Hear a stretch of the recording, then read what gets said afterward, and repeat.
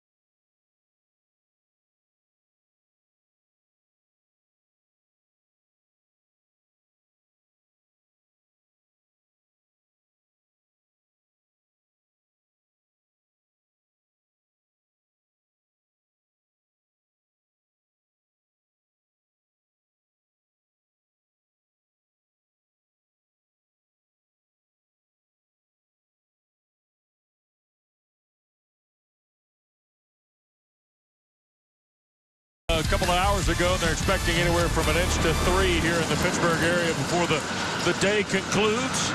And our hearty star to watch here today at the Peterson Event Center is Kendrick Perry, Dan. This guy has had an outstanding career at Youngstown State. Look at those numbers, almost 31 points a game over his last 3. The preseason Horizon Player of the Year.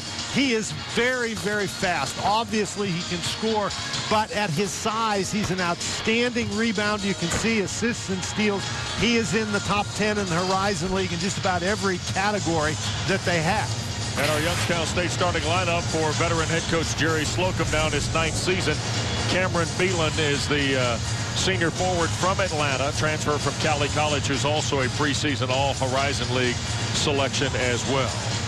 And Jamie Dixon now in his 11th season in Pittsburgh has Robinson and Patterson, who we told you about at the top, but Talib Zana is off to an outstanding senior season, the 23-year-old redshirt senior from Nigeria. And time for our Ford F-150. Keys to the game ripped from the Bonner Book of Keys, Dan. One of the things that Young has to do is they've got to stay in the game. They've got to get to that second TV timeout, still competitive. They've got to make shots. They can't go through any long droughts. For Pitt, they've got to put pressure on this backcourt. It's an outstanding backcourt for Youngstown State, and the Panthers are really built around the mid-range game, so I think they've got to make some shots in that mid-range game. And there's a good bit of familiarity with these two teams. They both play in the Pitt Pro-Am Summer League, so this is not foreign territory for either one of these schools. Tim Nestor, Sean Hull, Dwayne Gladden, our officials here today, and Zana wins the tap, and the Panthers will have it, and here is Robinson. And Youngstown State starts in a man-to-man. Michael Young, a freshman from the Pittsburgh area. And Cameron Wright, who's off to a good start as well, a redshirt junior from Cleveland.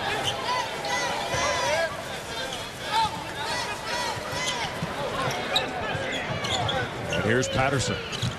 Head of the circle, working against Hahn. Down the lane, can't score. Knocked out, and then a second chance again here for the Panthers off the miss, Dan. Well, that's exactly what we talked about at the start of the game. Pitt is a team that can really get those second opportunities. Patterson, you saw him drive the ball to the basket, and he missed, and there he misses the three. But again, a second chance opportunity. Yep. So a couple of offensive rebounds, and the Panthers, I guess if they were they're playing the Penguins, but I guess if they're playing the Pittsburgh Penguins, that would be called forechecking, where you keep the ball in the same end. Yes. Or keep the puck in the same end. That's excuse right. me. Michael Young will go to the line after the foul on Beeland.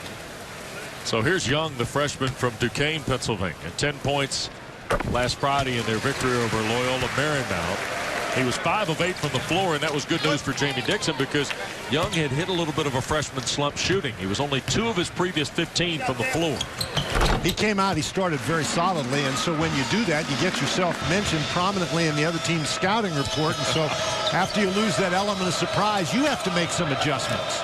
So after Pittsburgh had 3 chances that ended with the Young free throws, here's Youngstown at the offensive end for the first time, and the Penguins get it into the hands of Perry. Foul line jumper, good, and a foul, Kendrick Perry. And that's what we anticipated. We talked about his speed, and you saw an example of it right there. Talib Zana didn't do a very good job helping on this screen, and he allows Perry to penetrate right between he and the Youngstown State screener, and you just can't allow Perry to have that kind of room. Foul was on Cameron Wright, and Perry's free throw is good. One thing that we'll point out, Wes, is each of these teams is an outstanding free throw shooting team. So the more they can get to the free throw line, the more they like it. Here's Robinson to Young. And now Cameron Wright working against Kendrick Perry. And you mentioned Zana at the top of the broadcast. I really think Pitt has to try to make use of him on the inside. Robinson can't score it from in front. There is Talib Zana, the rebound. Wright fires for 3. Back iron miss, and another chance. Young feeding Wright, going to the hoop. Cameron Wright's first points. They're just wearing him out on the offensive boards. And what a nice patient play by Young. There was some traffic between he and the goal, and so he made a nice pass to his teammate Cameron Wright. DJ Cole handling the basketball. And here is Beeland out in the midcourt area. And the sophomore Hain in the corner. This is Weber. 3-pointer no good, and Wright the rebound. Pitt looks to run. Youngstown State makes more than 8 threes a game. They're going to have to make some today. Patterson the miss. And here's Perry, and the Penguins running. Slides right through and scores easily with the left hand. That's what Perry does. He can really handle the ball effectively, handle it effectively in traffic. He's got the speed to get by you, the strength to finish. He's got Youngstown State in front. Robinson on the drive, can't score, but there's a foul.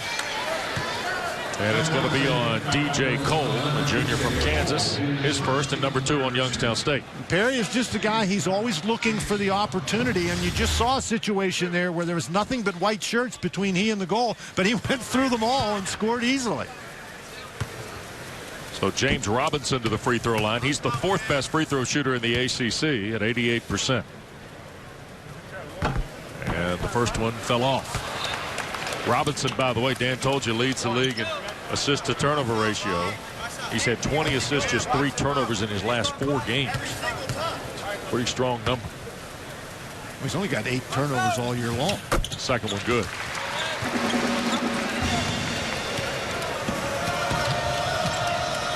So Youngstown State trying to. But this is probably Robinson's most difficult task of the day, matching up against Perry. Payne can't score it. Zana the rebound. And here is Wright going to the basket, and it'll be a blocking call and the basket for Cameron Wright. Second field goal for Wright. They've got to establish initial guarding position, and that is both feet on the floor facing the dribbler. And in this situation, Perry never really gets himself established, and because of that, that contact is ruled a blocking foul rather than an offensive foul. Free throw by Cameron Wright, good. That's one of those situations in transition. It's really difficult, particularly with the way the rules are in this day and age, to draw a charging foul. Much better off just trying to move your feet, force the guy to pull up and shoot a jumper. Beelan working on the wing. And Cole being pressured by Wright. Here's the big man Hayne inside, can't score. Zana the rebound. Boy, Pitt really forcing tempo early here against the team averaging 83 points a game in Youngstown State. Wright misses the jump shot. Pitt averages almost 82 points a game. They are not a team that is uncomfortable playing quickly. Perry in the corner. And Beelan for 3, and it rattled out on him. What couldn't be any more further down in the basket than that. Well, Cameron Beelan's a guy averaging almost 13 points a game. That if Perry can score and Beelan can help, he'll help keep Youngstown in this game. There's Robinson. Soft foul line jumper good for James Robinson. Dan, his game can carry him a long way. Yeah, it sure can. As I say, he doesn't shoot a high percentage from the field, but it just seems to be a guy when Pitt needs a shot made, he's the one who makes it. Here's Perry against the double team. That's a Zana. much better job by Zana on that occasion. And it forced the turnover. There's a little danger zone in this game for Youngstown State. We talked about one of the keys for them being to stay in it early. Young 3, no good. And now the Penguins try and match. Young can make threes, but I'm not sure that should be a top option. Now that's the top option for Youngstown State, and Jamie Dixon is beside himself over there that his team can't seem to stop Kendrick Perry. Now Perry has got all 7 of Youngstown's points here early. And it's just, they've all been the same thing, going to the basket. Yep. It's one of those situations where he can certainly shoot a jump shot, but right now you'd like to give him the opportunity to try one. Patterson tried to get inside. Here's Zana on the block. And he'll be called for the travel. That will get us to our first time out here at the Peterson Event Center. The Panthers 9-0 for the 9th time in the last 13 years, off to a 3-point lead.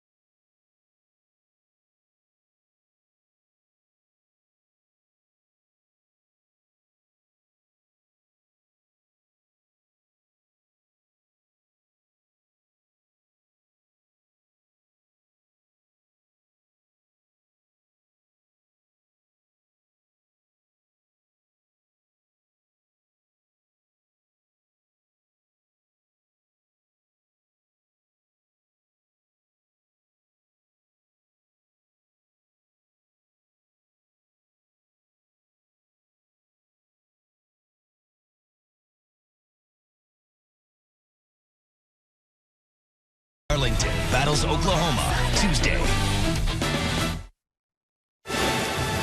Pittsburgh with a 3-point lead here early. And time for our Bass Pro Shops in the net. And boy, Kendrick Perry's as good as advertised. Well, he's certainly been finding the net. He's 3 for 3 and taking the ball, the mid-range game, driving the ball to the basket. They simply can't stop him. Somebody's got to get in front of him. And he's, you know, look at the stats that he's complete now. I mean, this is a pretty good basketball player out of the Orlando suburbs. Yeah, and keep in mind, this kid is only 6 feet tall, and last year in the Horizon League, he finished among the top 10 in rebounding as well.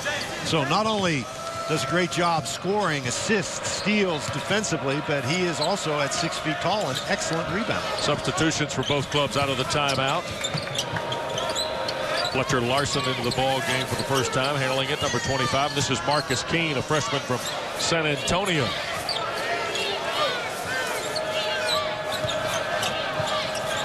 And here's Perry going to work on Robinson. First miss of the day, and rebounded inside by the Rutgers transfer Derek Randall. That's a nice job by Robinson to move his feet and maintain his position. And Deron Johnson misses badly off the three. Ooh-wee. And it will belong to Pittsburgh. Now keep in mind that Perry is only 6 feet tall and Robinson at 6 feet 3, and probably a little weight advantage in there too. That's an excellent defensive play. Perry's used to being able to post up against most guys, but the Pitt Panthers have some big guards. Yep. Jamel Artis into the ball game as well, a freshman from Baltimore. He's a high energy guy. This is Artis in the corner.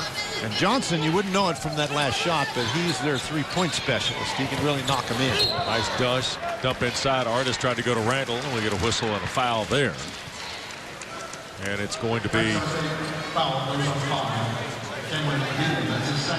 Cameron Beeland's second, Dan, and that's 4 on Youngstown State. And that's really a tough foul for Youngstown State. Beeland is such an important part of their attack.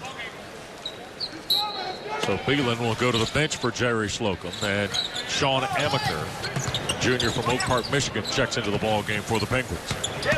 Baseline, Johnson can't score. And last touch by Youngstown State. Hey, there's a lot going on inside on that particular play. And Johnson, we said, he's noted as a three-point shooter, drives the ball to the basket that time. What an adventure in there. Wow. Youngstown showing a little zone now. On the inbounds play, they're in a little bit of a zone. Pittsburgh with a 3-point lead. One of the advantages of a zone is sometimes you can use it to cut down dribble penetration, although it didn't work very well right there. And it's hard to prevent Lamar Patterson from that dribble penetration, whether in a zone or a man-to-man. Well, Lamar Patterson's one of these guys that when Pittsburgh came in this league, people were like, you know, that'll be a good basketball team. And there's the answer. Ryan Weber, first guy other than Perry to score for Youngstown State, Jerry Slocum's team in this first half. Patterson was top 3 in 6 different categories a year ago for Jamie Dixon's team. So it's a solid basketball player, and you package him here with these guys, and boy, it makes a big difference on why they are off to this 9-0 start for sure. Patterson should have taken the ball to the basket that time. I think he surprised Artis with the pass. Oh, nice play. Randall finishes with the dunk. And crisp ball movement by Pittsburgh pays off there. Well, we're just talking about Artis. He was a little surprised by the last pass, but he wasn't surprised by this one. This is just an excellent play, and he's looking for Randall. Most of the time you see a screen and roll on a dribble, but that's a screen and roll on a pass, and that's a really, really nice play. Good vision by Artis, nice catch by Randall. So substitutions now. Josh Newkirk's coming to the ball game for the Panthers. He's a freshman from Raleigh. He comes in and spells Robinson, and he can't lose that guy. There goes Perry. Back door. That draws the coach's attention in a very negative way when you first come in the game. Yes, it does. We talked to Jamie Dixon before the game, and he said Newkirk has played really well, but he has to be a little better defensively. Exhibit A. Yep. Quite a challenge on his hands with Kendrick Perry. Cameron Wright. Long two-pointer good for Wright. 7 for Wright here to lead Pittsburgh early. Jamie Dixon's trying to fine-tune this team 3 weeks away from the start of conference play. Long two by Hayne, no good. And inside the stick back, Amaker in the foul.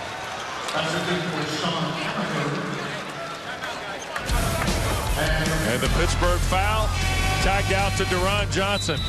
Panthers are getting a lot of the Kendrick Perry show early, but Pitt's answering as well.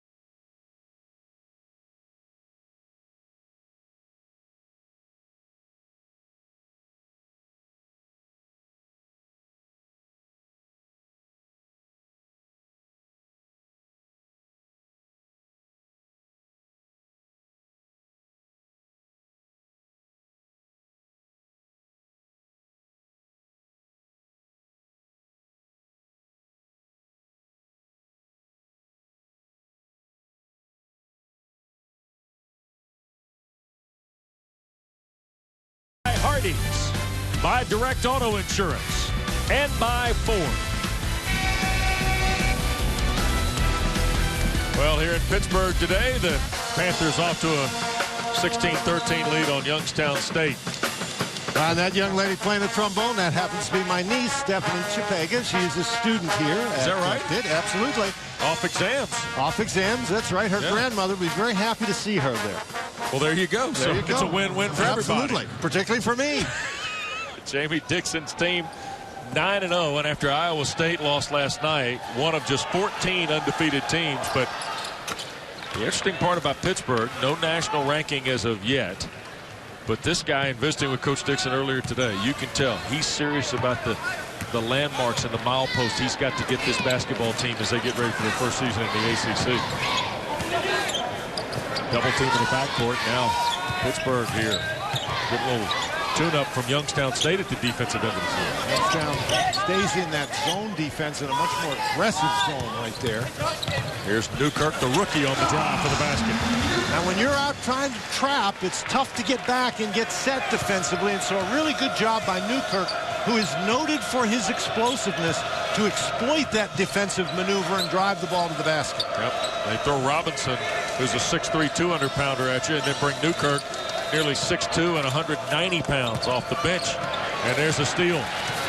Panthers on the run. Johnson can't finish it. And Randall's stick back no good. A second try, Deron Johnson rimmed out. Randall's second try no good, and a foul. Well, they're wearing him out. I think that gives them 10 offensive rebounds in the game now, because they had a big flurry right there. And here's Newkirk. You know, we saw him lose his man early, but that time he makes the steal. Deron Johnson simply not able to finish. But look at Johnson. He doesn't hang his head and stand there out of bounds watching the play. He comes back in and gets another offensive rebound. Derek Randall missing the first of two at the line. 9 offensive rebounds stand to just 1 for Youngstown State here early in this game. Randall misses both free throws. Being a great free throw shooting team. Randall does not fall into that category. He was under 50% on the season. Nonetheless, a 4-point lead. Amaker off the bench for Beelan with the foul trouble now for Coach Slocum. Nice pass inside, and a foul called on Deron Johnson. That will be his second, by the way, number 3 on Pittsburgh. And Youngstown State went to the postseason for the first time in Division I a year ago. Jerry Slocum now in his 9th year as the Penguin head coach in his 39th year overall. And that league is very good. If you start throwing the teams like Oakland has gone there with Greg Campy's program, they're new members of the Horizon. Wisconsin, Green Bay beat Virginia last weekend. That's a tough basketball league. Detroit Mercy, a good team out of that league game.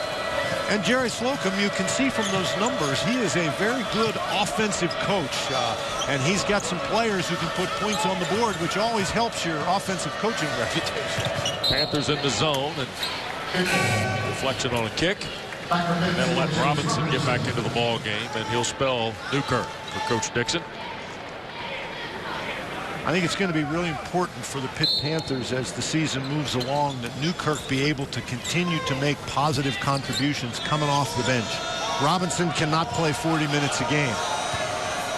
Pitt, as you mentioned, in that 2-3 zone, and they do that on underneath out-of-bounds plays.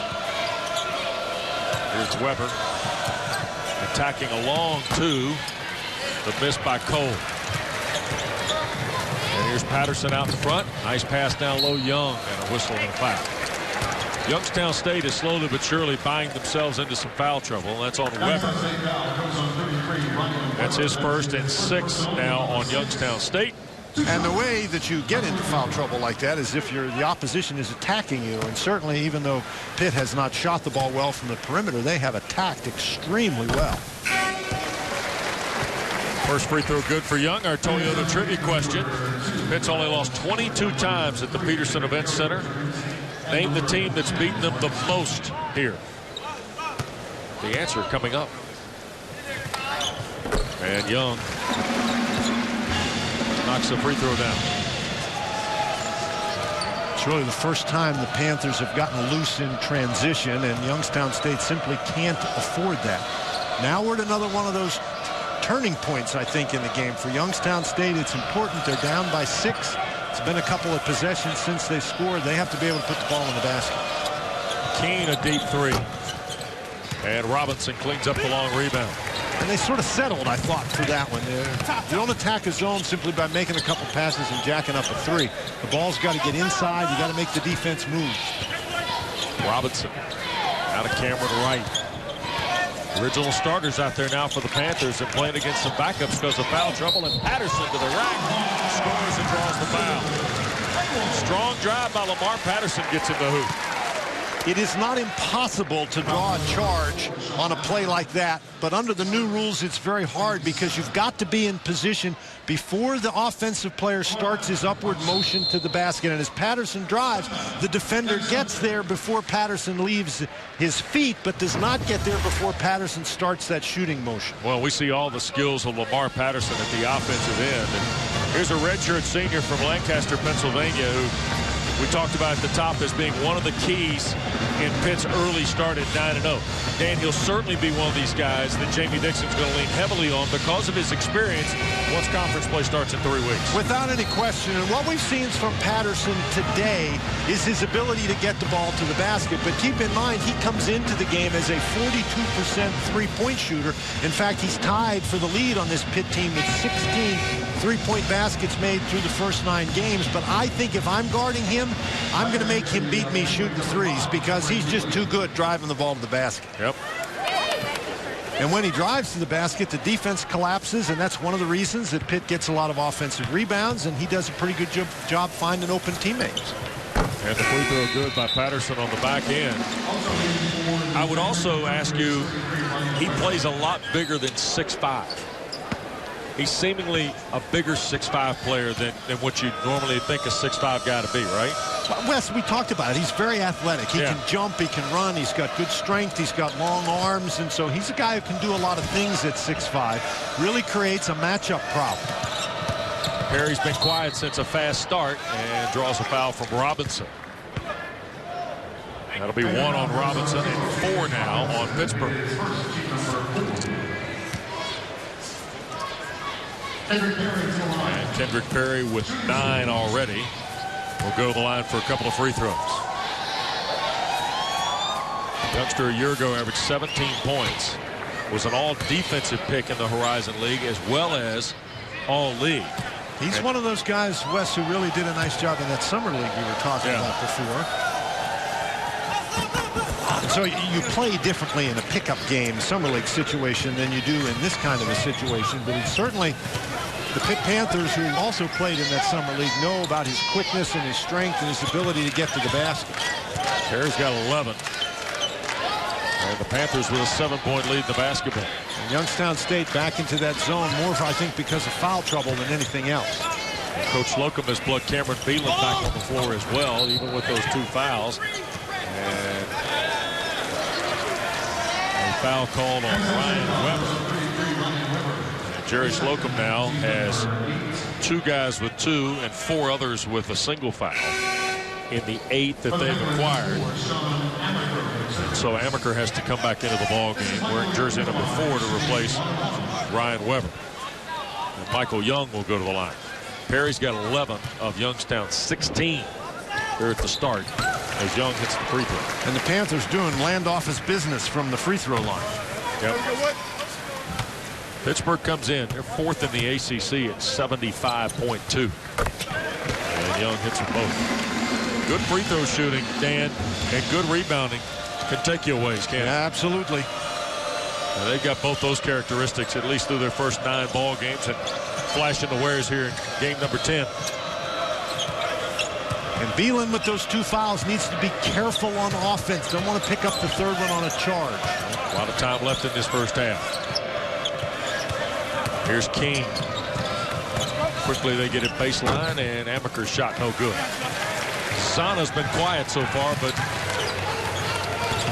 he can come alive. Cameron Wright. King the rebound. More important for Youngstown to get a basket after a stop here. They've got some stops with no answers. There's a whistle and a foul. And that'll get us to the break. James Robinson's 2nd foul. 5 against Pittsburgh. First piece of Panther foul trouble when we come back.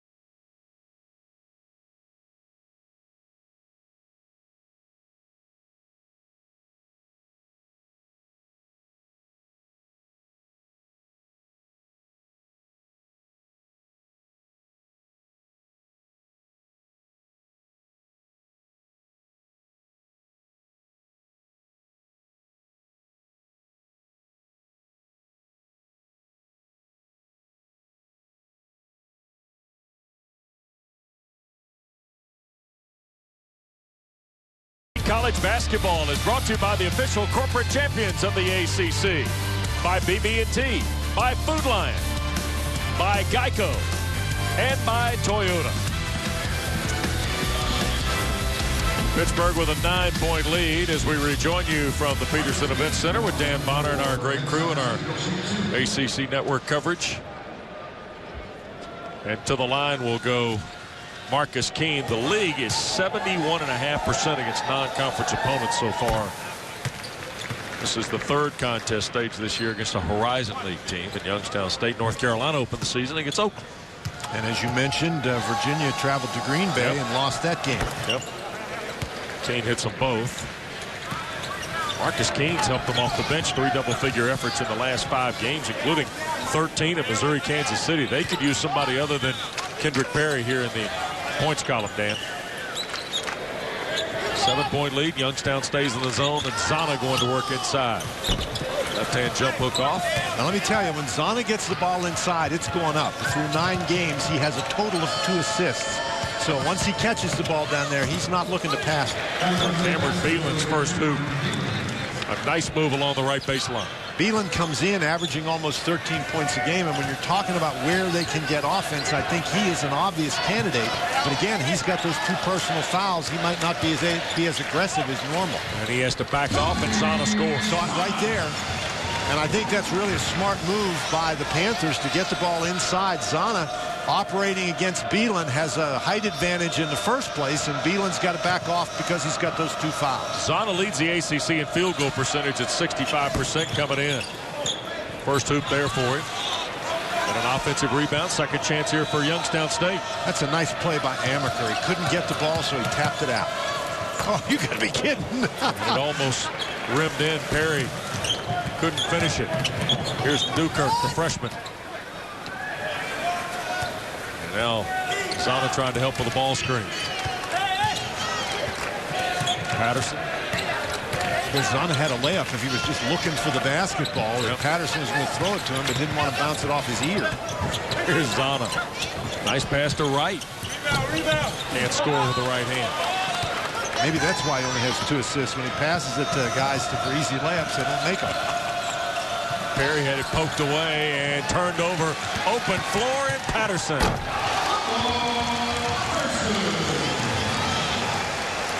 Seven for Patterson, the lead 9 for the Panthers now. Pitt has gradually built this lead up. Every time it's gotten to around this point, Youngstown State has been able to respond. Baseline Keene and a foul. And it's going to be on Josh Newkirk. His first, the 6th on the Panthers. And here's our charter high-speed break. And Lamar Patterson helping finish here, Dan. It's just a situation you'd like to penetrate that defense, but you've got to be careful. You can't be dribbling in a crowd. And Patterson gets the easy dunk as a result. And clearly, if you're Youngstown State, you can't be giving away baskets, uncontested baskets in that manner. Patterson will come out of the ball game. Substitutions all around. Jamel Artis back on the floor, and we'll also get a look at redshirt freshman Chris Jones for the first time, wearing number 12 for Pittsburgh. Here's Newkirk. The ball got deflected. Perry the steal. Outlet, and here's Amaker going to the rim. Layup good. That was a very slowly developing fast break, and Jamie Dixon's got to be a little bit upset with his guys. They simply didn't get back. Tip your hat to Sean Amaker, though, to get down the court so quickly. Amaker's got 4 here in the first half. And again, Pitt set a little margin, and Youngstown's chipping back. Yeah, but each time Pitt sets that margin, Youngstown State is unable to chip back quite as far. There's another offensive rebound. Derek Randall tips home the miss. And Jamie Dixon is upset about something.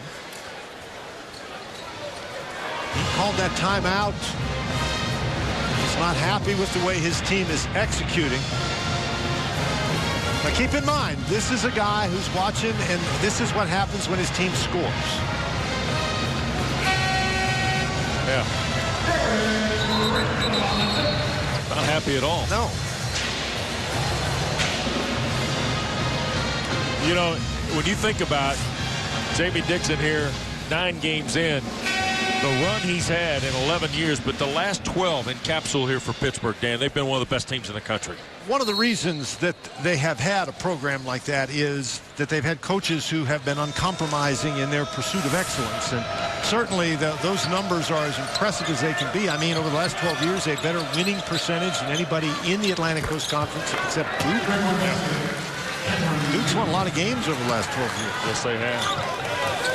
Sure is not happy Beelan hit a deep three out of the timeout. No, you didn't call the timeout to say, okay, let's give Beelan a good opportunity from three. That was not the plan. I don't know what the plan was, but I can tell you that wasn't it. No, it wasn't. Newkirk, foul line. Here's Jones, a redshirt freshman, whose minutes have picked up in the last couple of weeks. And a turnover. Keene to the hoop around Artis, and a foul. That'll be 7 on the Panthers and the first on the freshman from Baltimore, Jamel Artis. So free throws for the Penguins when we come back, but Lamar Patterson and Talib Zaneh inside, staking him to the 6-point advantage.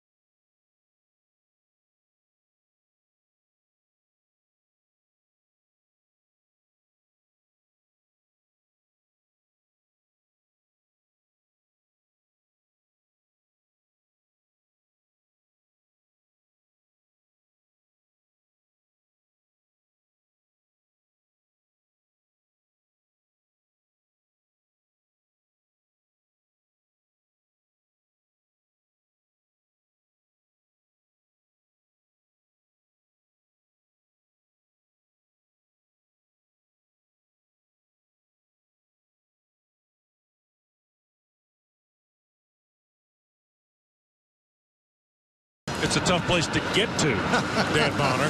Pittsburgh 31, Youngstown State 25. And then when you get here to play, it's really tough. It might be tougher than getting here through the snow. This is a tremendous venue. You can see Sports Illustrated last season voted it the toughest venue in the Big East. But keep one thing in mind, Wes, that a building has never beaten anybody. It's the teams that play in the building. Yeah. On our Toyota trivia, Pitt's only lost 22 times here since this facility opened. Who's beaten them the most? Free throw by Marcus Keene off the rim, no good. It is a ACC member hashtagged, if you will.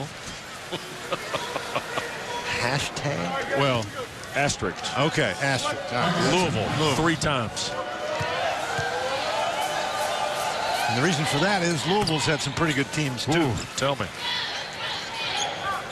Including the one last year wasn't bad.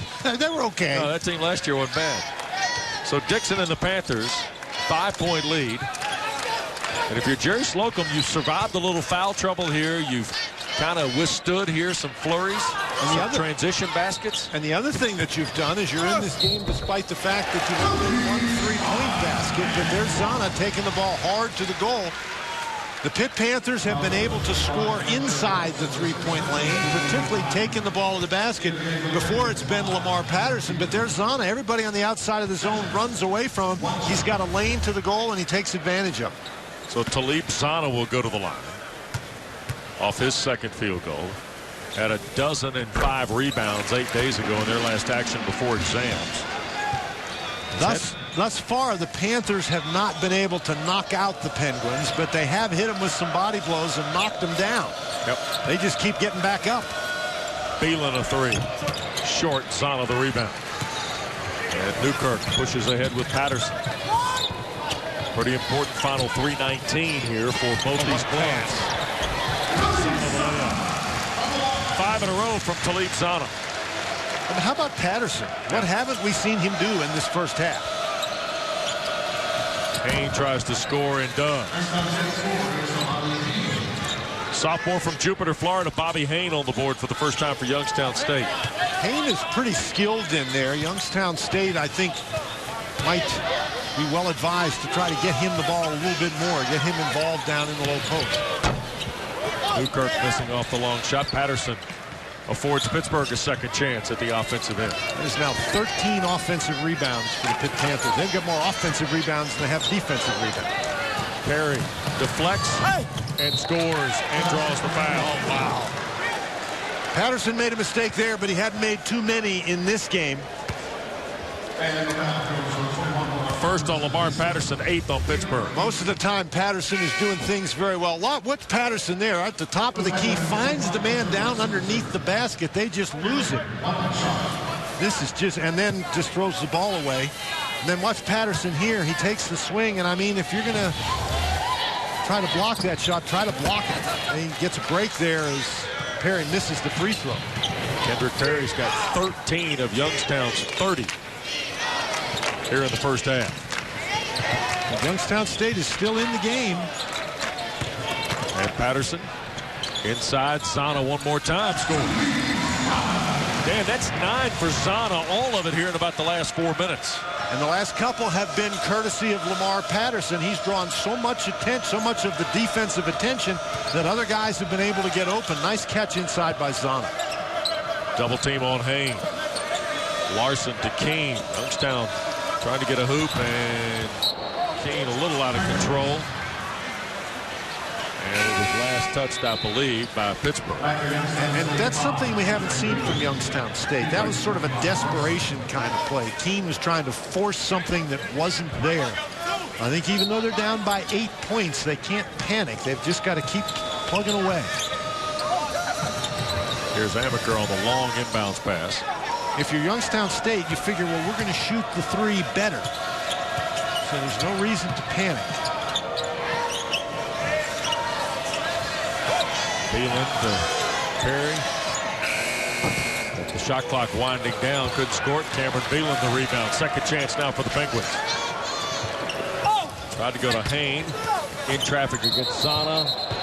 And a Hill ball call that will belong to Youngstown State here with 1:24 to play and 28 to shoot. Talked about Haynes' skills on the inside, and he really caught the ball. That was a tough catch in traffic. Wasn't able to get it up to the basket, but that was a really nice play to even catch that thing. Skip it around pretty quick. Beelan travels. They're trying to find somebody other than number 3, Kendrick Perry, to do the One of the scoring. things I think they have to do is when you catch the ball, you got to be ready to shoot it. You don't have to shoot it, but I think when you catch the ball, you have to be ready to shoot it. So if you have an opening, you can take advantage of it. And I thought Perry in particular that time, he caught the ball a couple times, wasn't even looking to score. And I think that young man has to be looking to score every time he catches the ball. Artis helps Patterson with a screen. Youngstown stays in that zone here for the final minute and change of this first half. Pitt has been able to dissect the zone with some pretty good passing so far. Now keep in mind, each of these teams averages better than 80 points a game, and we're at 38-30 here, and the half's almost over. Patterson a three, good. And so there's the Panthers. They're right on top of their scoring. Right on pace with their scoring. 10 for Lamar Patterson, 8 straight double-figure games here. Well, that's the only thing he hadn't done today is make a three. And a foul. 21. And when you establish the fact that you're going to be able to drive the basketball, and Patterson does, then you're a little bit careful coming out trying to cover that three. couple of free throws after the foul on Patterson was his second. And Sean Amaker knocks it down. Amaker a year ago started 19 ball games. As you see, DJ Cole return to the lineup. He has provided a spark off the bench, and it was one of the things that Jerry Slocum told us this morning. He said, hey, look, we have to make shots, and they simply haven't made enough of them. And Jamie Dixon's brought James Robinson back on the floor, playing with 2 fouls for the final half minute here today. They're going to hold the ball for the last shot here. The shot clock is off, and you can certainly understand why Jamie Dixon is very comfortable with Robinson handling the ball. Yep. A sophomore from Mitchellville, Maryland has it. As we wind down this first half, and the Panthers with a 9-point lead. Robinson against Perry. Spins it up and in. That's why you bring him back. That's what he does. He makes those kind of shots. Second field goal of the half for James Robinson, who picked up his second foul at the 7.5-minute mark. That's a really tough shot, but those are the kinds of shots you get. Big situations, you want a big shot. Robinson is probably the guy who's going to take it for you for the Pitt Panthers. Pittsburgh's going to take an 11-point lead here to the locker room at 43-32. They had a 7-2 run to close the half. And so Coach Dixon joins us on his way to the locker room. And after an 8-day break, Coach, your first 20 minutes and your thoughts.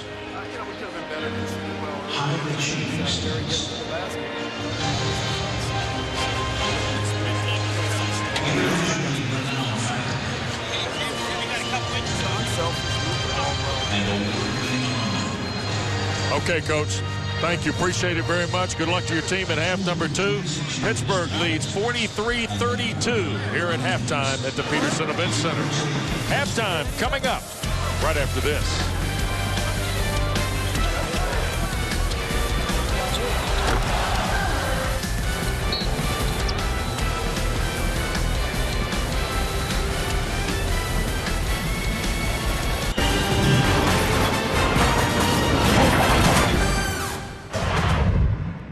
Hello, everyone. I'm Robin Roberts, and thank you for joining us for the Jimmy V Week for Cancer Research.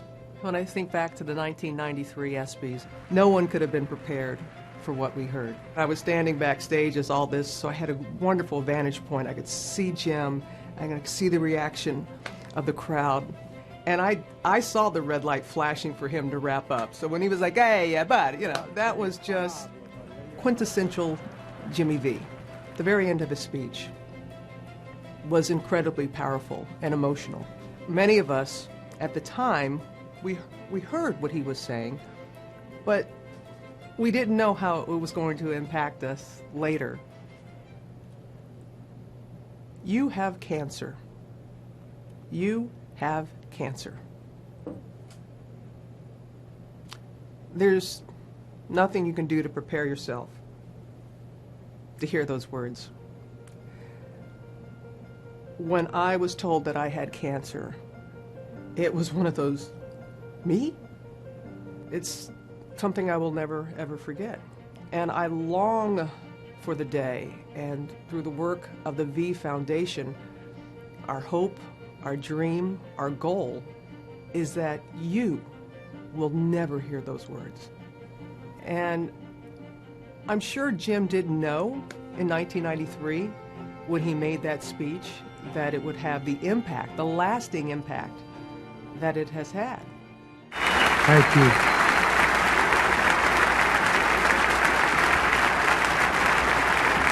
Thank you very much. Thank you.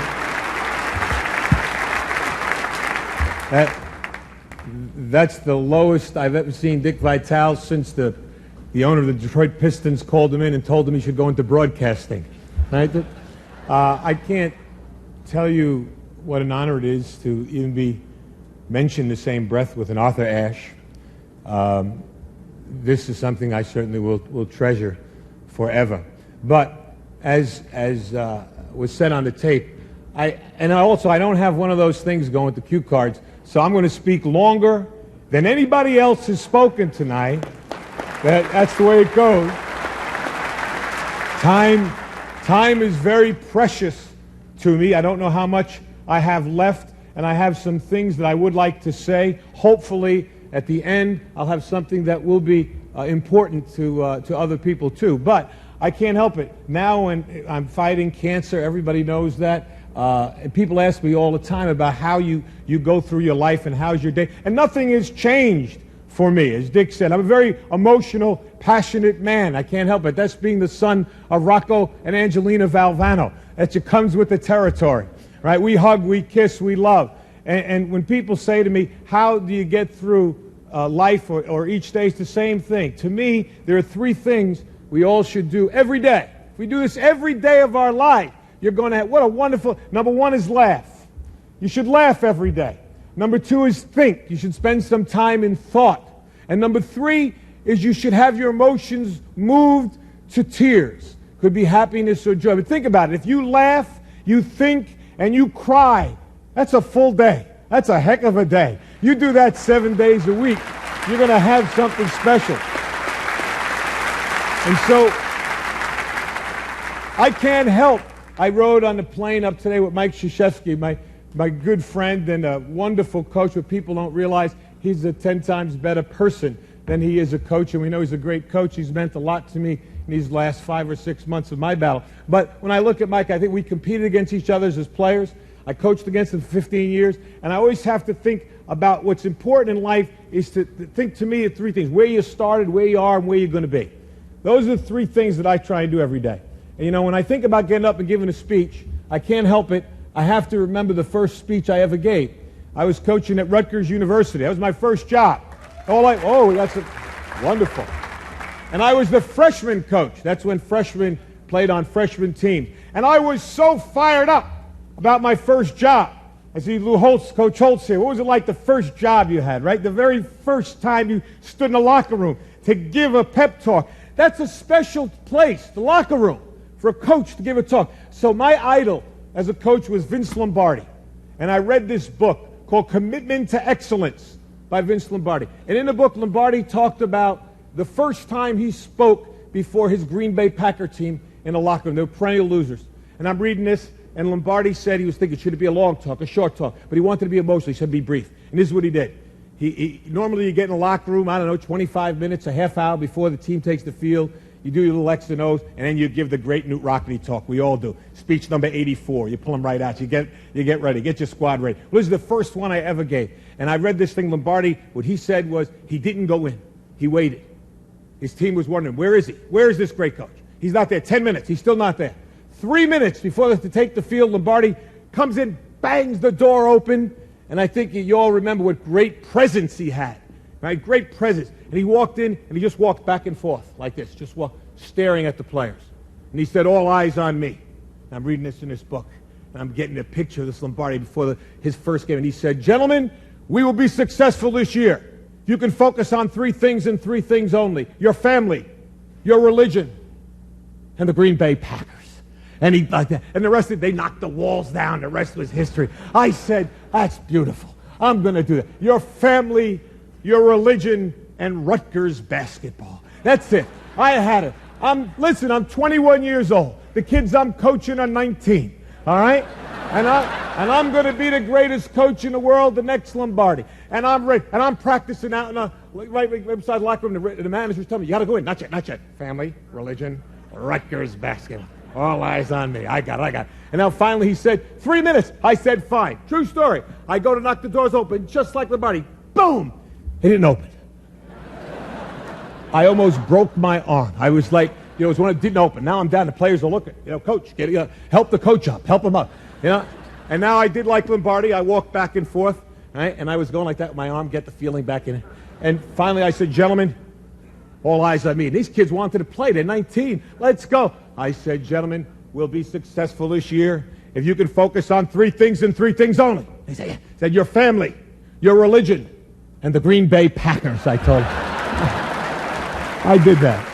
I remember that.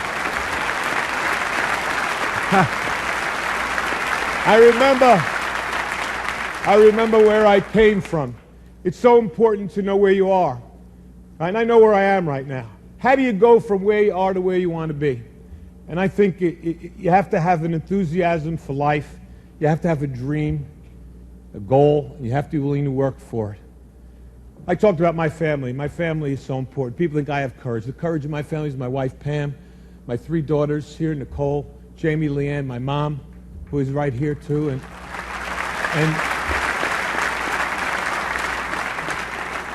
that screen is flashing up there 30 seconds like I care about that screen right now, huh? I got tumors all over my body. I'm worried about some guy in the back going 30 seconds, huh? You got a laugh. Hey, phenomenal, buddy. You got a laugh.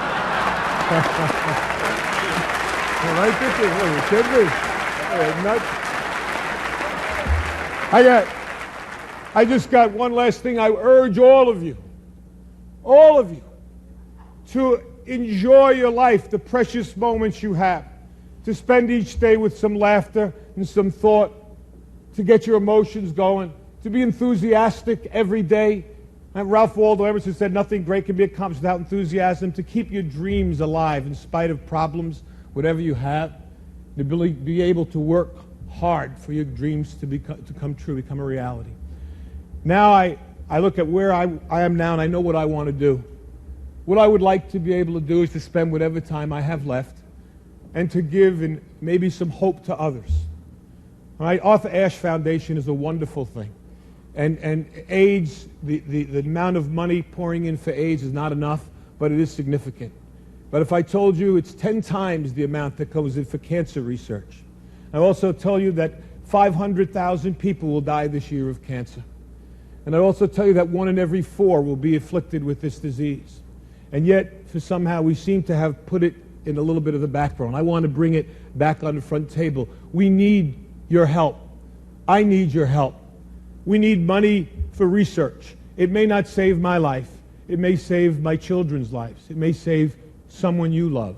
And it's very important. And ESPN has been so kind to support me in this endeavor and allow me to announce tonight that with ESPN's support, which means what? Their money and their dollars, and they're helping me, we are starting the Jimmy V Foundation for Cancer Research.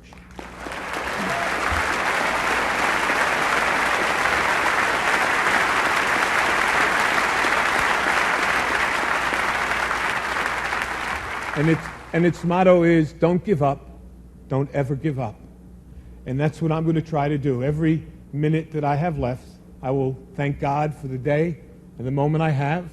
And if you see me, smile and maybe give me a hug, because that's important to me too. But try, if you can, to support, whether it's AIDS or the Cancer Foundation, so that someone else might survive, might prosper, and might actually be cured of this dreaded disease. I can't thank ESPN enough for allowing this to happen, and I'm going to work as hard as I can, for cancer research, and hopefully maybe we'll have some cures and some breakthroughs. And I'd like to think I'm going to fight my brains out to be back here again next year for the Arthur Ashe recipient. I want to give it next year.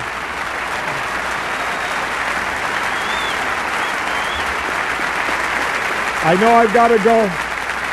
I've got to go, and I've got one last thing. I've said it before, and I'm going to say it again. Cancer can take away all my physical abilities. It cannot touch my mind, it cannot touch my heart, and it cannot touch my soul. And those 3 things are going to carry on forever. I thank you, and God bless you all.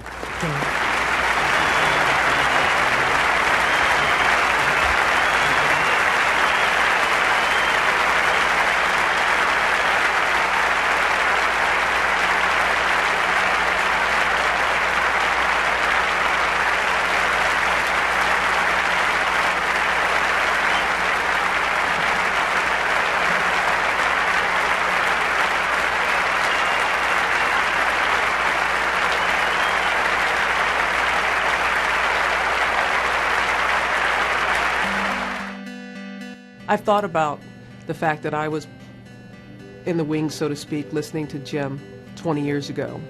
And fast forward 20 years, and there I am.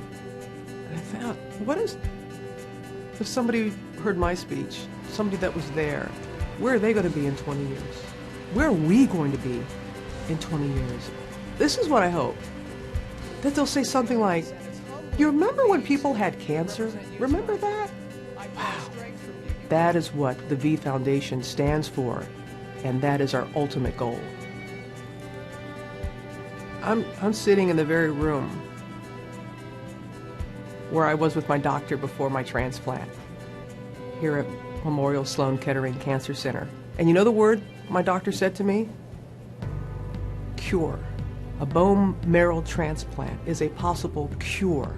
When I hear the doctors talk about clinical trials and research, knowing what it leads to, and what it leads to is a possible cure, I shudder to think where I would be, if I would be here right now, if 20 years ago the foundation hadn't been started. And I look at how I and countless others, maybe someone you know, has benefited from the foundation. Jim's words speaking to me, speaking to millions of people that have been touched. And I'm just so, I wish he was still here to say thank you.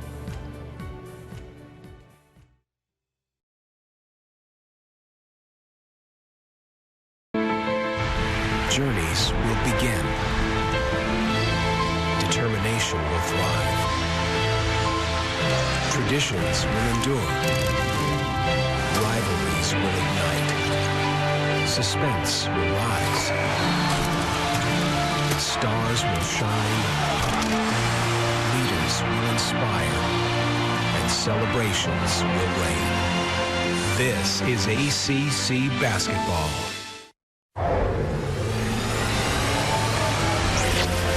You're watching Fox Sports Florida.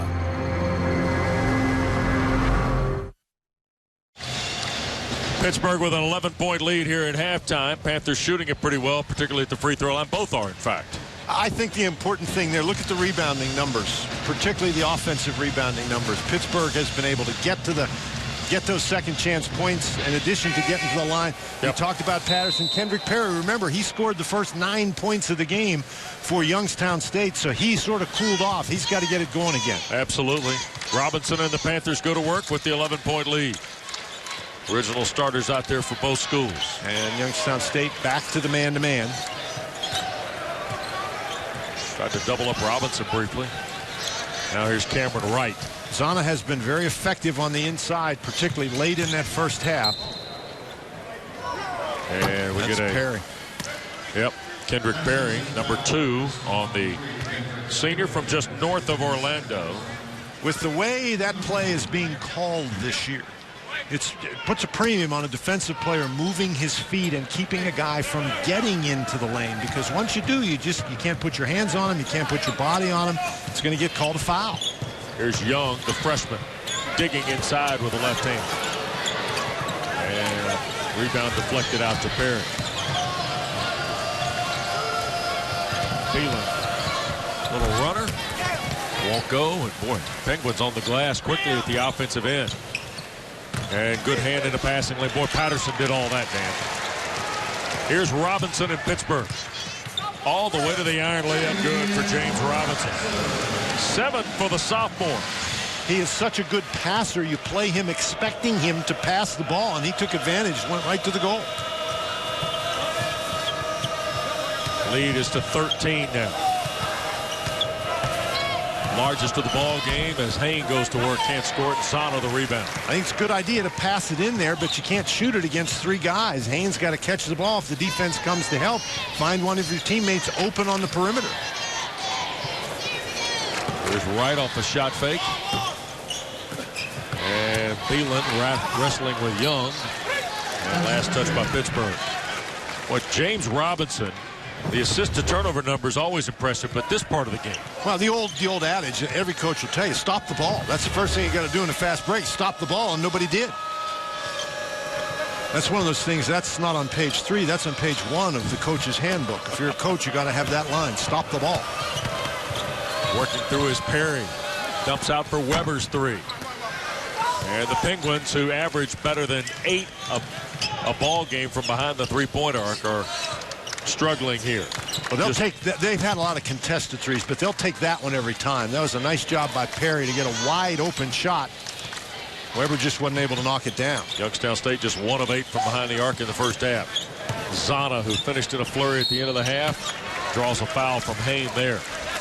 On that particular occasion, as Zana catches the ball down in the post, Weber and Beelan did not drop down to help out against him. Watch here. Zana's open. Now he's got the ball, number 5, right here. Number 33 right here. They're looking, but they don't go down in to help. And remember what we said about Zana. Zana is not a guy who's going to pass the ball down there. He's only got 2 assists. He's a guy you have to collapse on him, force him to give up the ball, or force a turnover.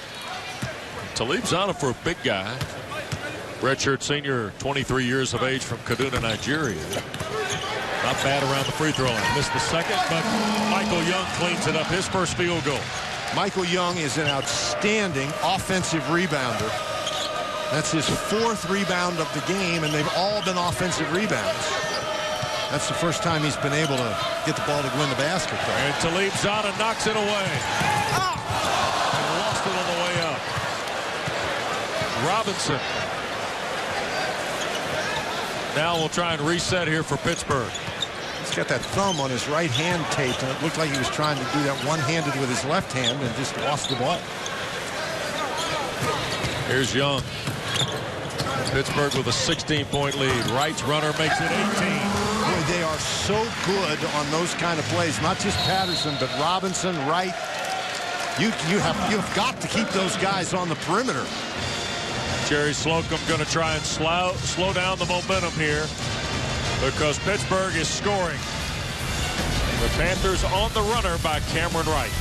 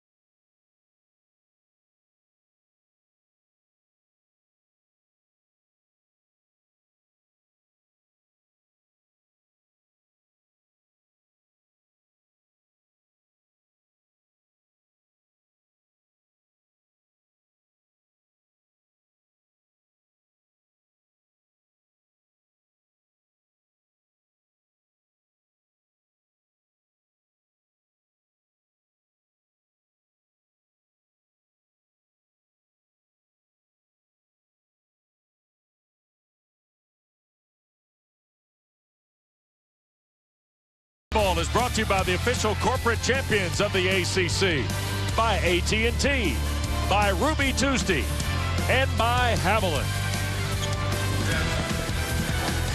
Pittsburgh 50, Youngstown State 32. We rejoin you from the Peterson Events Center, and Youngstown's only 73 miles from Pittsburgh, so not only good familiarity between the players, but some of the fans here today too, taking in the Pens and the Panthers. Just the 8th meeting, though, in the first since 2009, and Kendrick Perry out of the timeout gets to the hoop for his 6th field goal of the day. 15 now for Perry. He has not been as aggressive over the last, 14 minutes of the game as he was early. My heavens. A triple for Lamar Patterson. And that was a deep 3. 13 for Patterson. As we mentioned, the Pitt Panthers, not a team that really relies heavily on the three-point shot. Marcus Keene, the freshman from San Antonio. And Perry again. Kane can't control the rebound. Michael Young does. And here's Robinson looking ahead for Zana, and he travels. And that's not really Zana's fault. I think it's a mistake to throw the ball to your center in that particular situation on a fast break. You're putting him in a situation with which he's unfamiliar and probably uncomfortable. Now is a turnover waiting to happen. Jamie Dixon's team off an 8-day break, including exams, and he had a couple of guys who were turning in exams this morning before our 12 noon start here in Pittsburgh. Thielen rifles in a long three. Thielen's got a nice looking stroke when he can get his feet set. When he has hurried, obviously he hasn't looked as sharp. They battled some early foul trouble here today. And it's really hard to get in the rhythm of the game when you go out almost immediately with foul trouble. Nice backdoor, and Cameron Wright scores.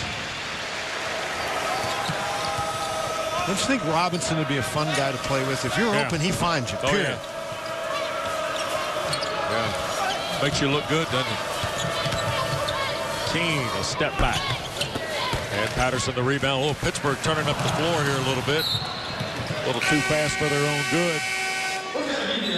A turnover in transition will get us to a break, but boy, Lamar Patterson's 13 points really does not do him justice. He's played very well all around today, including the deep triple to give Pittsburgh the 18-point lead.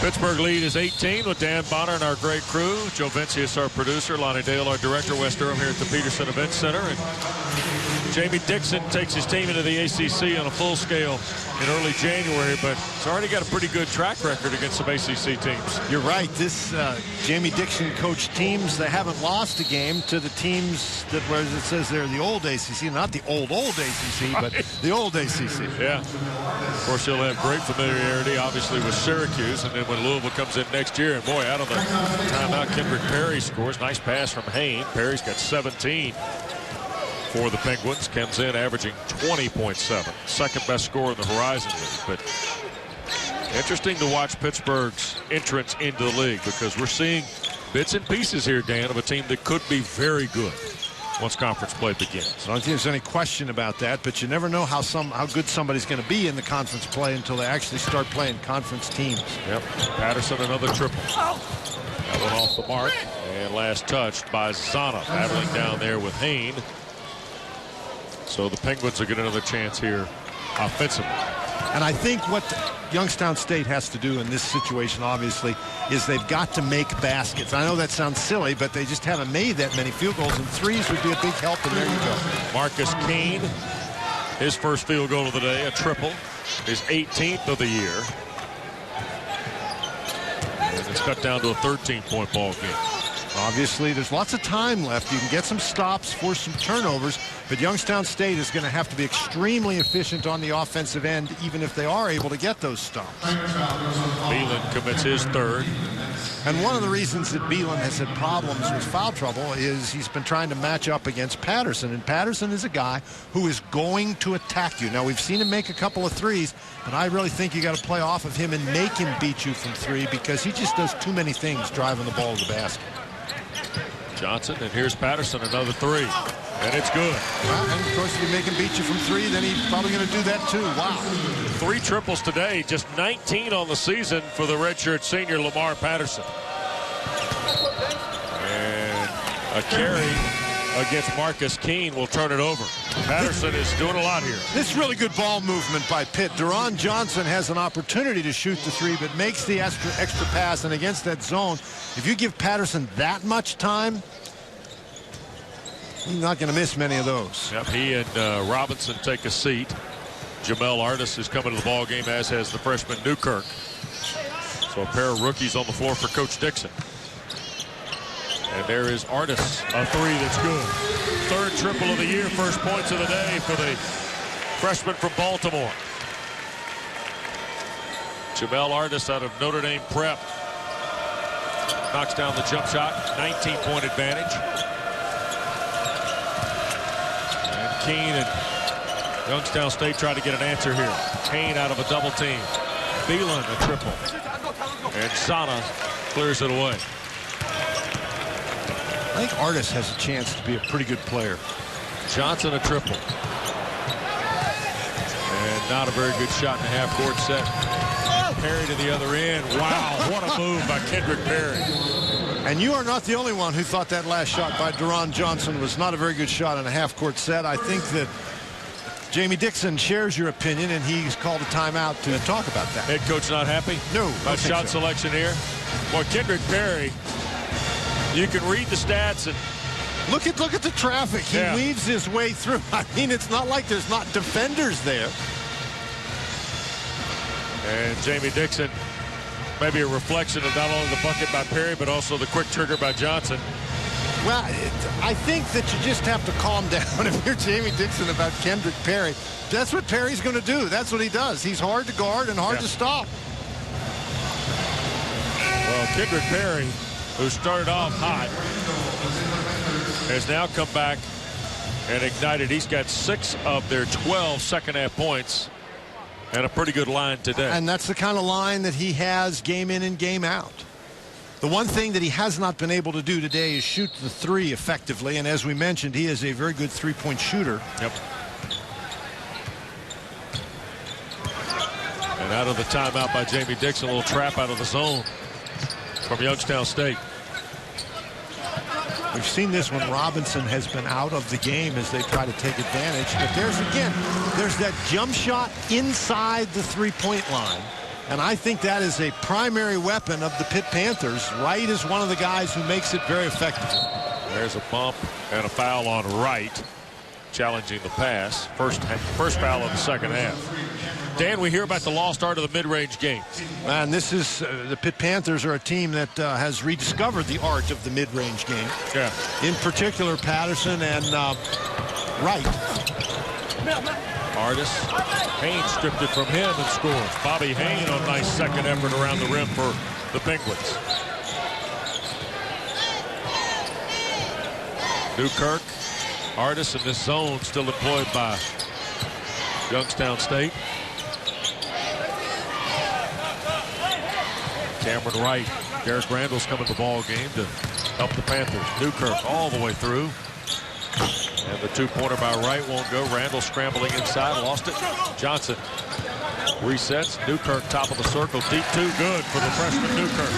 That was an excellent play by Newkirk to get himself in position to shoot the ball. He was dropping back on defense, but as soon as he saw his teammate get the offensive rebound, he really hustled into shooting position. Did a nice job catching that ball and shooting it off the dribble. There's the turnover.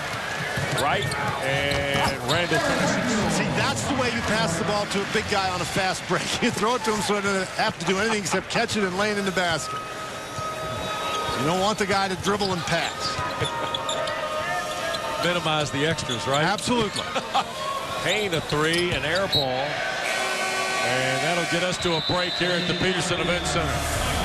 The Panthers, who are 9-0 for the 9th time in the last 13 years, are making a pretty good bid to go to 10-0. We'll continue from Pittsburgh on a snowy Saturday right after this.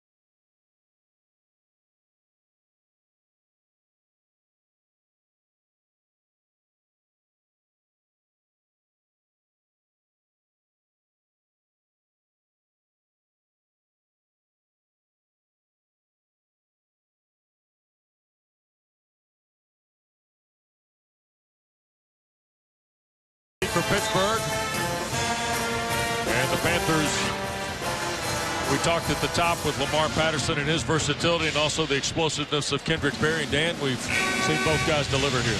We sure have. Again, the only thing we haven't seen Perry do is knock down threes, and he's usually very good at that. But Patterson, what an efficient game. Yeah. 3 3-point shots, 6 field goals overall, couple of rebounds, couple of assists, couple of steals. And a hard matchup.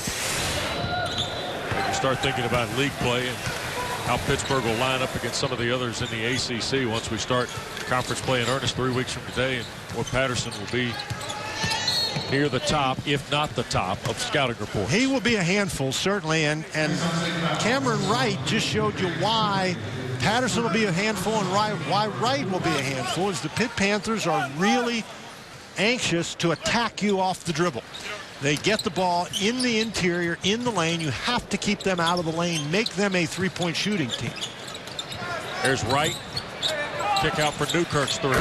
Boy, well done. And now Josh Newkirk with 5.5. Now you say, well, wait a minute. There's a 3-point shot there, but that's a situation where you have the defense totally collapse because you've gotten the ball inside. And then I don't know that there's very many easier shots than that wide open three where you have all day to shoot it, and that's exactly what Newkirk faced. Perry guns for 3. And that's a tougher three because Wright has a hand right in his face. 3-on-1. Newkirk will lay it in. 5 in a row by Newkirk. Freshman from Raleigh is filled in nicely behind Robinson today. He can go a little bit, can he? Yeah. A big important recruit for Jamie Dixon a year ago. Newkirk signed about 9 months after Pitt was announced as a member of the ACC, and it ended up being a pretty important get. for Pittsburgh. Beelan hits another 3. He's got 11 today in the ballgame, in part because Pittsburgh had not recruited players out of Virginia, North Carolina, South Carolina, Atlanta, whatever you want to, however you want to look at that pipeline and term it. That's an ACC recruit that signed to play at Pittsburgh before they ever got in the league. Payne the rebound. Keene and Youngstown State on the run. And the freshman Keene, a pretty athletic youngster at 5'10", 160, had it stripped away and lost it over the inline. It'll belong to the Panthers. One of the things that we see as this game goes on is that Youngstown State, they're really starting to force things. And you can understand why. They can look up at the clock and they can see what the score is and what the time remaining is. And they can't be patient anymore. They have to force things, see if they can make something happen. 23-point lead here for the Panthers. Robinson back on the floor. Jamel Artis is there. Chris Jones handles it with Patterson and Talib Zana. And here is Patterson going to work. Now Jones on the drive. And Chris Jones the bucket. Redshirt freshman who added size and strength a year ago gets his first points. And that's sort of the prototype for this Pitt team, about that size, about that weight, driving the ball into the basket. And we've got, I think we've got some blood. Stoppage of play, and they got to get some stuff cleaned up here as Bobby Hayne, I think, may have been cut. The Panthers will play Cincinnati on Tuesday night as part of the Jimmy V Classic at Madison Square Garden. And then once conference play starts, Dan, and being a brand new member, take me through these first 4 ball games for Jamie Dixon. Well, I think, Wes, that one of the things that is going to be very important for Pitt is that they get off to a good start in the ACC. And this schedule sets up for them, if you judge by what has happened so far, that this is not an impossible early schedule. They go to North Carolina State, and the Wolfpack, they've been up and down in so far during the pre-conference schedule. But Maryland, Wake Forest, Georgia Tech, they are all teams who were picked to finish below Pittsburgh in the ACC preseason poll. So it's possible, and of course, never count your chickens, but it's possible that Pitt could get off to a very good start in the ACC, and I think that would be a great help to them. Well, obviously. One thing I wanted to point out is the ACC has been known in the past to have Thursday, Saturday games, and then this year there'll be some Saturday, Monday games, and the first team to go through that exchange will in fact be Pittsburgh. Maryland plays Georgia Tech on the 4th at College Park. They'll come to Pittsburgh to help the Panthers open the home portion of their ACC schedule. Pittsburgh and NC State before. Jamie Dixon's team has some familiarity with these Saturday, Mondays from their days in the Big East. That won't be a shock to the system, whereas I'm not so sure for other teams who've been accustomed to the Thursday, Saturday. That one-day prep can be a little interesting on a weekend. Well, it's very interesting, but the point is, Wes, the teams, they play when they're scheduled to play, and I'm not sure that the players, they just go play. The coaches will probably be tearing their hair out, those that still have hair. Well, Pittsburgh with a 25-point lead here, and some of the things you were looking for in landmarks or mileposts to the Panther improvement, I think we've seen it today. Even off the 8-day exam. And what's going on here now is there's obviously blood spots all over the floor. Yep, so they got to get all that swabbed up and taken care of. And while we got a break, how about our direct auto insurance coverage of the game? And boy, the Panthers have done plenty of covering. Pitt has done a great job forcing turnovers and converting those turnovers into easy baskets. A couple of run-out goals. The Panthers also, we mentioned a couple of times, they've done a great job on the boards. 15 offensive rebounds. At one point, they doubled up Youngstown State in the rebounding battle at 34-17. So we got everything cleaned up here. And Hayne over there, he's bleeding from his mouth. Looks like he got hit in his mouth. And the way he's holding that, it looks like he may have lost a tooth. Ooh. So Bobby Hayne on the Youngstown bench. And he is out of the lineup momentarily for Coach Slocum.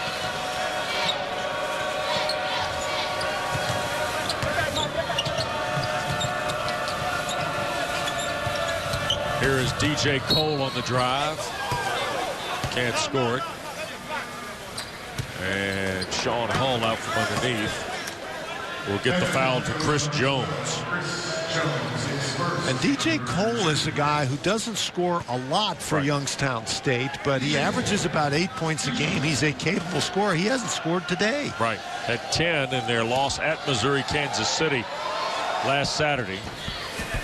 If you're Youngstown State and you're coming in here to the Peterson Event Center, if you're going to pull the upset, not only do you have to make shots, what Jerry Slocum was telling us before the game, but you've got to get a well-rounded effort up and down your lineup, and you can't rely on one or two guys.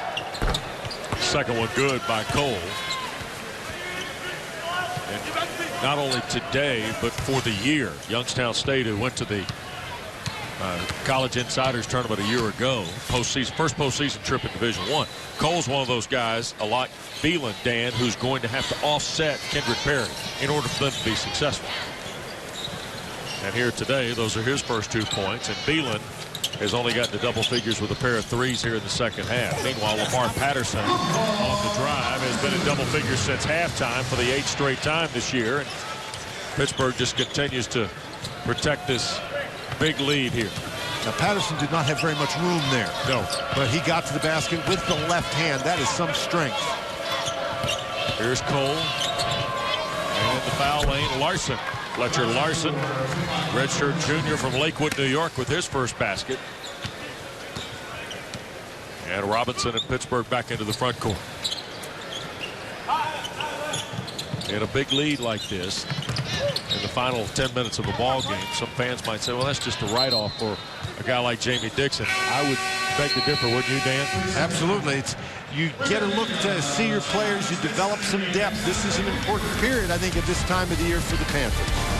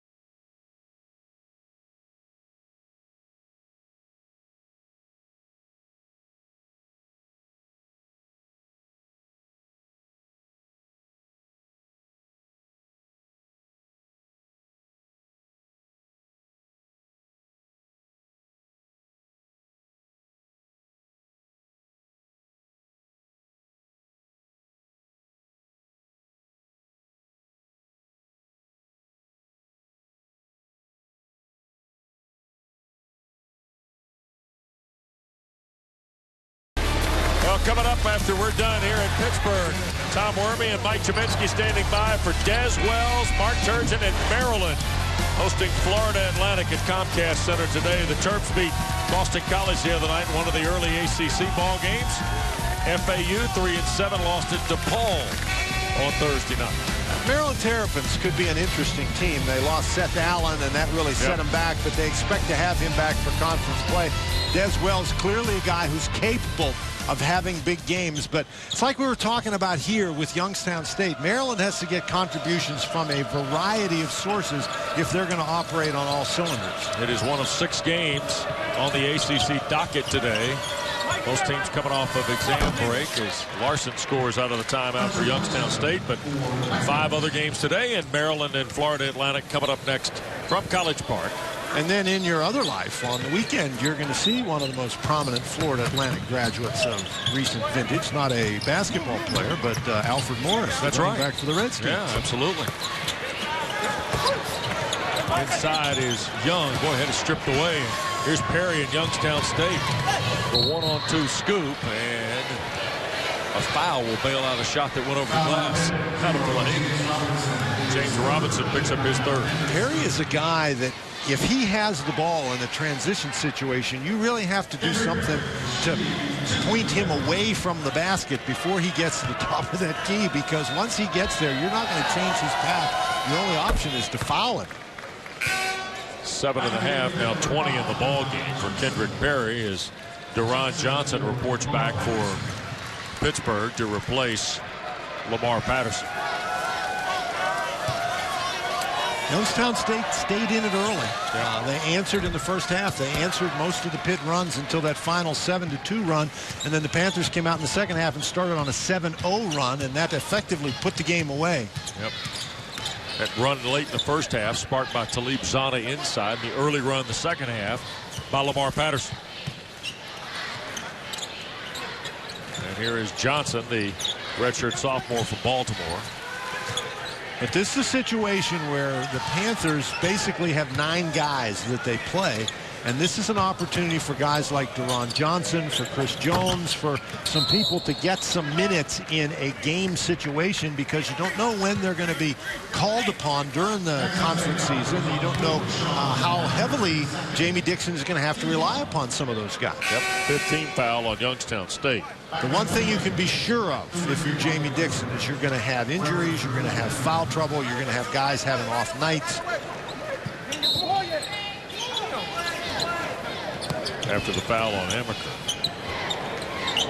Pittsburgh gets another chance here. Talib Zana, by the way, has already registered his third double-double of the year here today with 10 points and now 13 rebounds in the ball game. Zana's really skilled inside. He hasn't blocked any shots today, but he's a very effective shot blocker. That got knocked away. Out of there with it comes Youngstown State, and DJ Cole's shot swatted away by Zana, but a foul first on James Robinson. And for Robinson, that'll be his fourth. And the fourth on Pittsburgh here at the 5:50 mark.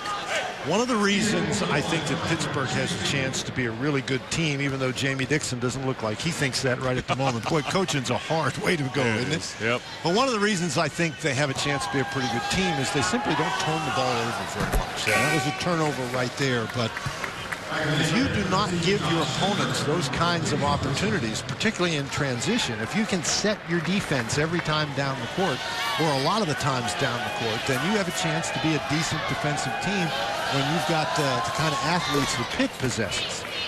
DJ Cole, the free throw. So this is a team, they shoot free throws very well. Yep. They rebound the basketball very well. They don't turn the ball over, and those are 3 critical things in terms of a formula for team success. Yeah. Dan, you also start thinking about, you mentioned the 9 guys he's comfortable playing. That's a pretty deep rotation in terms of ACC play. You get a nine-guy rotation, you're going to be one of the deeper teams in the league. And I keep in mind, a guy like Chris Jones, he's played a lot of minutes here. But coming in, he's played in all 9 games, but he's only averaged 6 minutes a game. Right. And Derek Randall coming in, he's played in all 9 games, but he's only averaged 13 minutes a game as we get a look at Chris Jones there.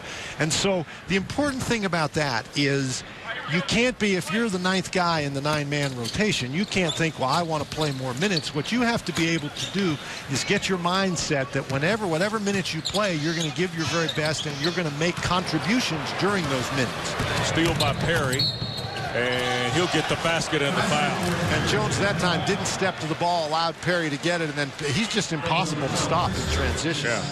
Here we're talking about Pitt not turning it over. Deron Johnson makes a bad pass, but Jones doesn't step to the ball. You know, whether you play 1 minute or whether you play 31 minutes, the coach needs you for that period of time, and you've got to be able to produce. Or Kendrick Perry with 22, and it'll stay there. And now it's a 16-point game with about 5 minutes left to play. And Kendrick Perry's been everything advertised here this afternoon for Youngstown State. Johnson on the drive. Well done, Deron Johnson. Very athletic move for his first field goal today. Well, he just put his head down and off he went. Actually, he came into the game with more field goals from three-point range than 2. Phelan misses on the triple, and Zana another rebound.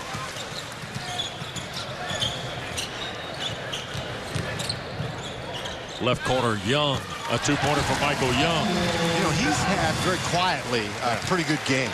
He can shoot it a little bit from the outside, although he's an outstanding back-to-the-basket player. Excellent rebounder. 20-point lead for the Panthers. Cole finds Larson. Air ball there, and Michael Young cleans it up. And here's the fellow freshman Newkirk. Johnson fouled at the rim. Pitt's still very aggressive in this ball game, and I think that speaks to the punch list that Jamie Dixon's got that he wants to have checked off before he gets to ACC play. Well, you got a quick look at Jerry Slocum there from Youngstown State, and he knew this was going to be a very difficult assignment for his team, that his team is a team that can score. But, you know, their backcourt is a little bit smallish. And Pitt, they trot out there their backcourt. Robinson is 6'3", 200 pounds. Yep. Perry, who Robinson has guarded most of the game, even though he's had an outstanding game, Perry's 6 feet, 175 pounds. It was interesting, our visit this morning with Coach Slocum. You know, and obviously 70 miles away, Youngstown is pretty familiar with the success that Pittsburgh has had, not just in Jamie Dixon's tenure, but long term. And Jerry Slocum's been coaching 39 years, and he said, you know, look, I've watched Pittsburgh play a long time. This might be one of their better teams. I thought his comments were pretty candid. What he told us is he thought this might be one of Jamie Dixon's best offensive teams. And, you know, it'd be interesting to see how that plays out. But he has obviously watched Pittsburgh basketball for a long time and obviously spent a lot of time watching this particular team on tape. But what he told us that he was very impressed with their ability to put points on the board. Yeah. He told us he didn't think it was necessarily the most physical team, necessarily their toughest team, but he thought it was their best offensive team. Yep. And Jerry Slocum's been coaching 39 years. He is 6th among Division I active coaches in wins. 680 career wins. He started at NAIA programs at Nyack and Geneva, and then Division II at Gannon, where he had great success before taking over at Youngstown. And that trip last year to the postseason, Dan, was pretty important to their program, just in terms of their fit in the Horizon League, but also their Division I status as Phelan scores. And you give a guy like that a lot of credit. 39 years and a lot of success at various places. And he's done a nice job with the Penguins. And not marquee places. I mean, he's working in the trenches. He does it because he loves it. He's working with kids. Johnson in Pittsburgh. A three off the mark, no good. And the rebound pulled away and then almost stolen by Jones, and a backcourt foul on Chris Jones. Boy, Jamie Dixon's 11 years in Pittsburgh. He's run the roller coaster of emotions just here today, Dan. Some of it good, not so good on other occasions. Timeout at Peterson Events Center. Panthers in control. I was having trouble.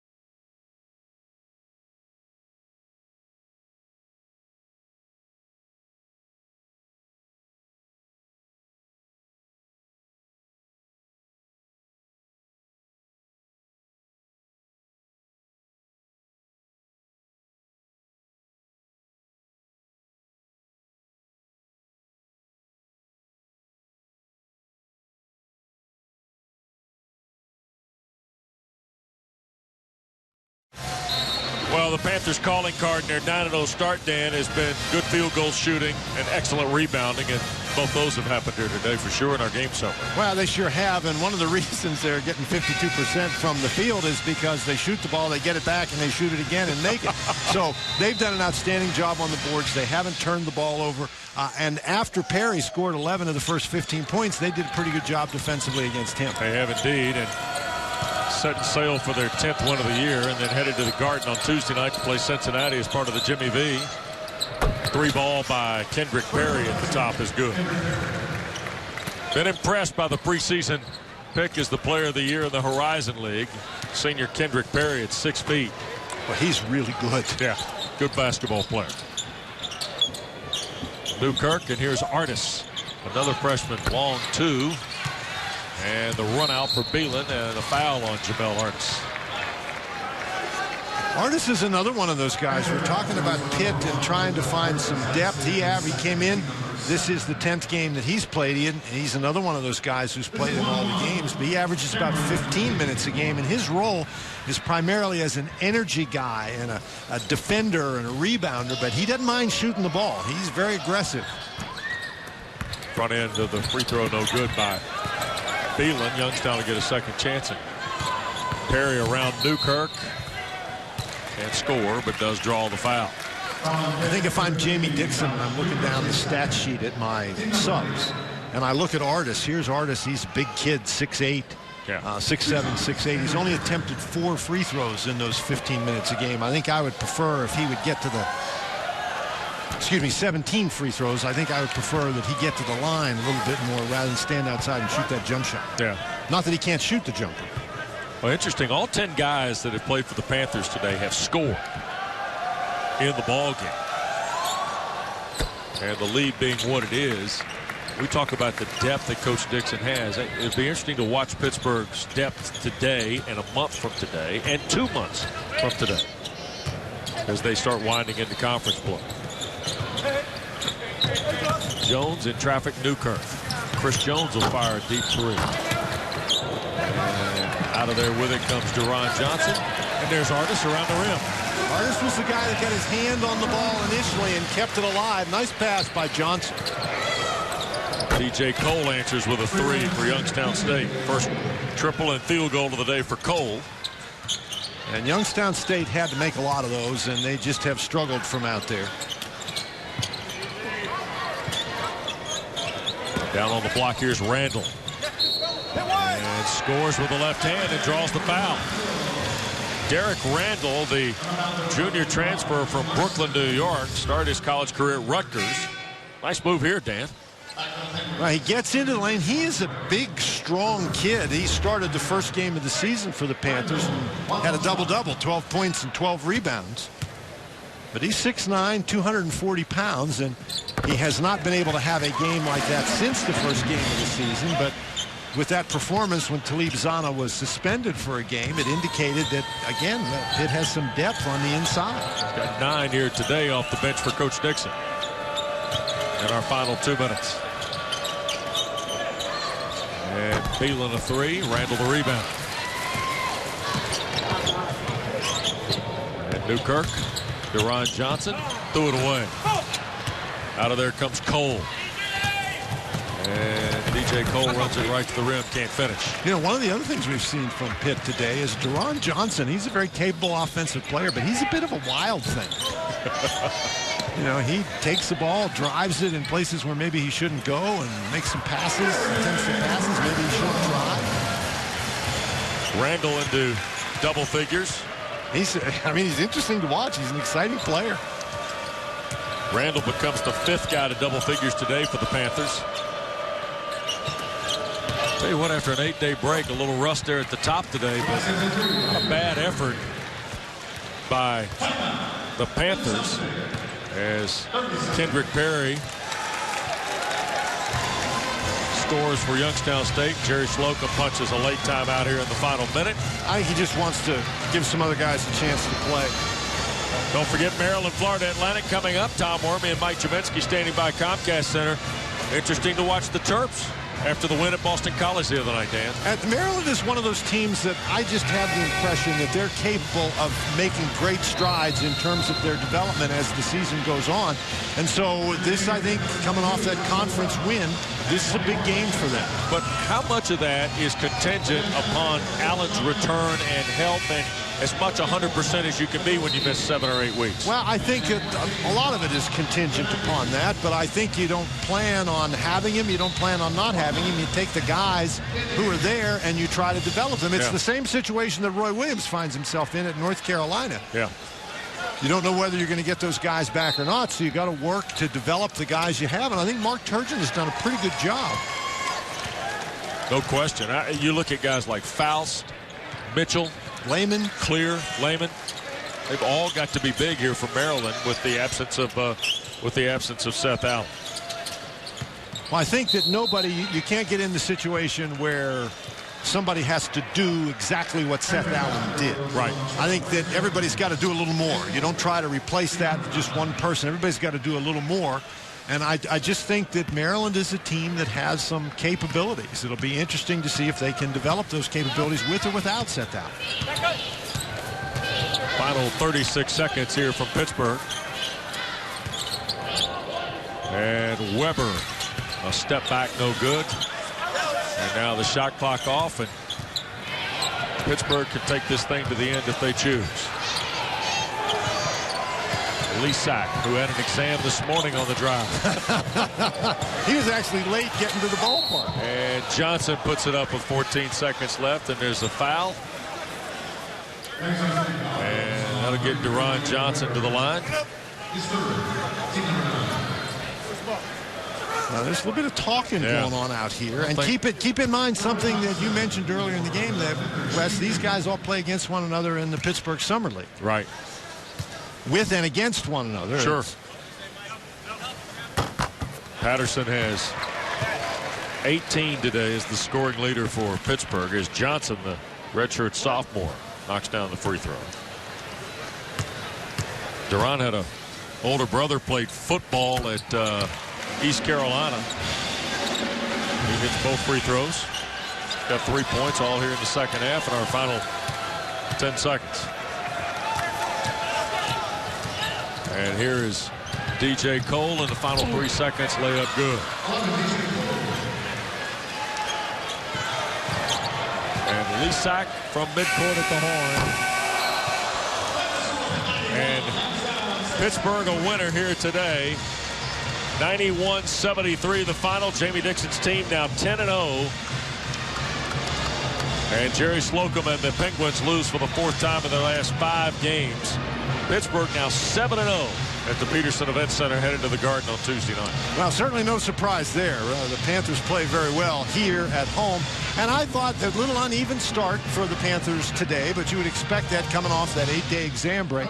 But once they got going, they really got rolling. And you mentioned it a couple times. Lamar Patterson, I think, really got things started for the Panthers. And then they started getting the ball inside to Zana. Randall, you mentioned, had double figures as well. I think a good solid effort coming out of the exams by Pitt. When you start thinking about Pittsburgh and conference play here in a couple of weeks, what's the best thing that they take to the table right now in your mind? I think the best thing they take to the table is their offensive efficiency. They've got a lot of different offensive weapons. You can't just say, well, we're going to focus on this guy and stop him. Yep. Well, I tell you what, the depth is also the thing that catches your eye. 10 guys play today, 10 guys score essentially for them in this win. Well, and I think that's the important thing. You've got to have 10 guys. If you're going to play 10 guys, you've got to have 10 guys make contributions, and that's what they had today. Well, the Panthers get a big win impressively over Youngstown State. Kendrick Perry was very good for the Penguins, and amazing at times, I thought. Well, he's got such speed. I think that he's going to be very difficult for anybody to guard. One of the things that Youngstown State has to figure out is how to play around him and with him rather than rely on him to set everything going. Well, the Panthers win 91-73, the final here today. Stay tuned. Coming up, Florida Atlantic at Maryland, of course. Mike Jaminski, Tom Wormy standing by at Comcast Center. Lamar Patterson's 18 points and another double-double from Talib Zana proved to be the determining factor in a Pittsburgh win.